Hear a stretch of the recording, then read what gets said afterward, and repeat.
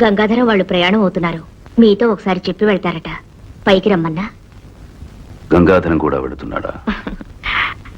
వాడికి మనం ఉపనయనం చేయించాం గాని దత్త స్వీకారం చేసుకోలేదు కదా, ఇక్కడే ఉండిపోవడానికి. భారతీ పీఠం వారి కీర్తనలు స్వరపరిచే బాధ్యత గంగాధరం స్వీకరించే ముందు వాడు మన ఇంట్లో ఉండటమే మంచిది. అనుభవం లేని విద్య ఎంత గొప్పదైనా రాణించదు. మా విద్య అనుభవం అవసరం అనుకుంటే వాడిని ఇక్కడే ఉండమని మా మాటగా చెప్పు. అలాగే.